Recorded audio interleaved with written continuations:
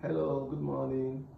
Welcome to yet another explosive class in our Certified Tax Specialist course by Zend.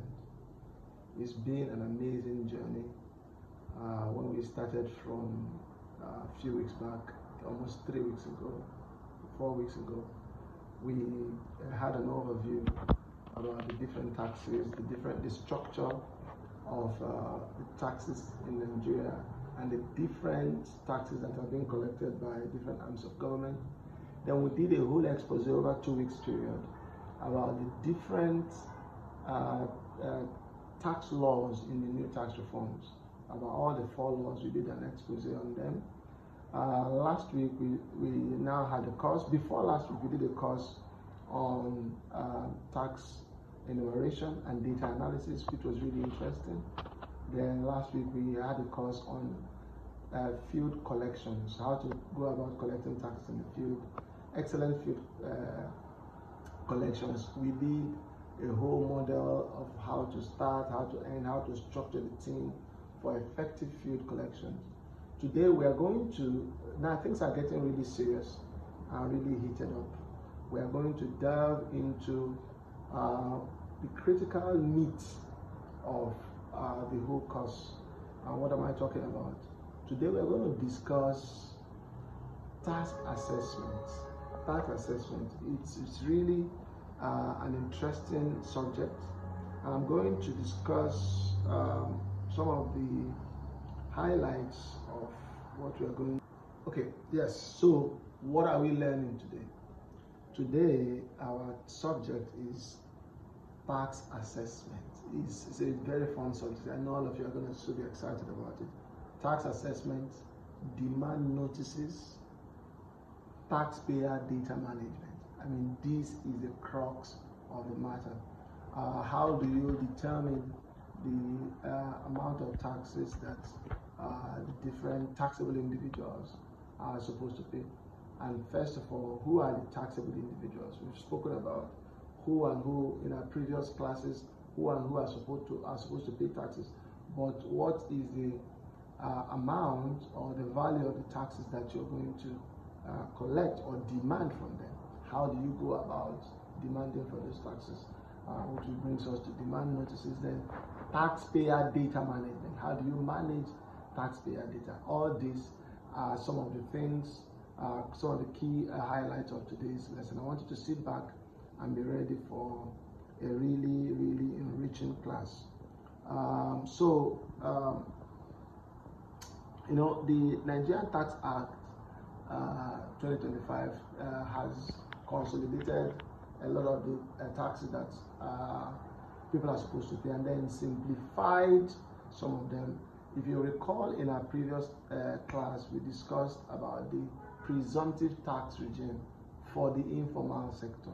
The presumptive tax regime is a tax regime that has been projected, especially in the informal sector. Instead of demanding for tax professionals like you to go about sitting down with everybody in the informal sector, the Okada rider, the dentist, to determine, to look at their books, because some of them really may not have the books for you to be able to have a proper assessment. So that was the reason behind the presumptive tax. But there are still others that you are supposed to assess.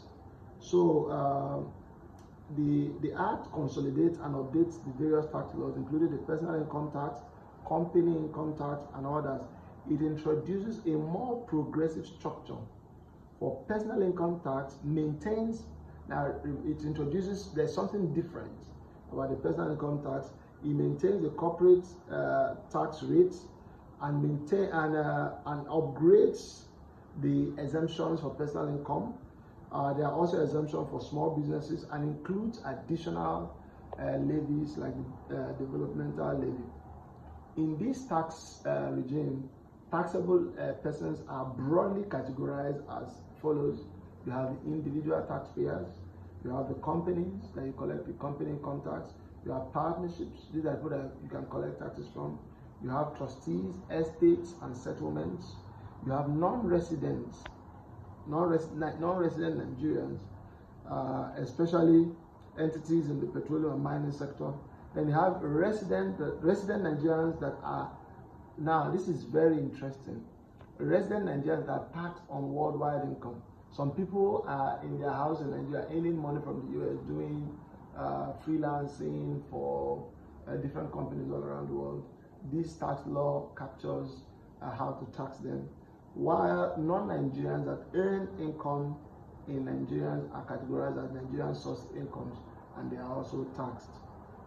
So rates are applied after deductions, as you know. Income tax, company income tax, they are, you are taxed after deductions of key reliefs, which includes, or expenditure, which includes pension contribution, rent relief.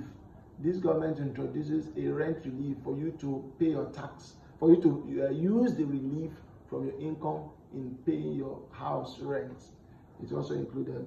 So one of the things that this present law has introduced is a shift of the income of the individuals that you can tax.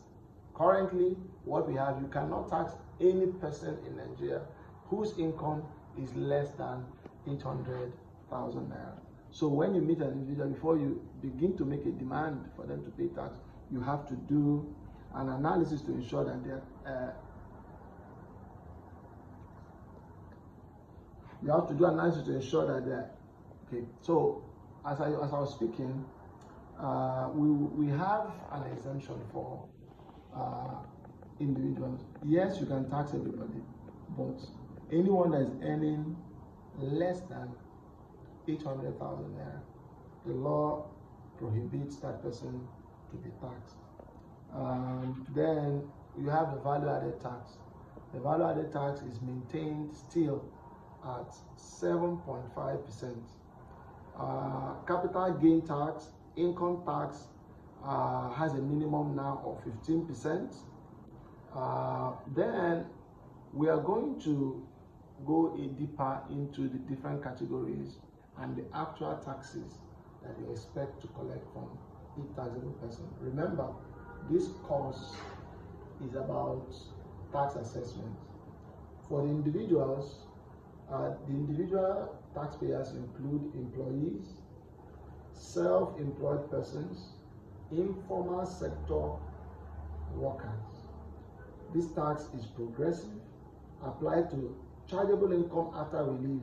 Relief includes, this is very important, most Nigerians don't know about it, and I believe that it's an exciting news for so many people. 20% rent relief capped at 500,000 naira. So the government is giving every Nigerian 500,000 naira for their rent payment. Then you have mortgage rates at owner-occupied homes and contribution to pension national housing funds. All these must be deducted before you ask the person to pay tax. Minimum wage earners currently on 70,000 monthly may qualify for full exemption if the income is below, as we talked about, the 800,000 naira. Okay, taxable individuals capital gains are taxed at individual applicable personal income tax rate for with exemptions for low income sales. For example, shares, these are capital gains, shares that are below or equal to 150 million naira or 10 million naira in 12 months calendar are exempted from paying any taxes. Progressive tax income brackets rates. We discussed this before, but I'm going to break it down for you. So these are the income thresholds and the amount or percentage of taxes that each category are supposed to pay. For persons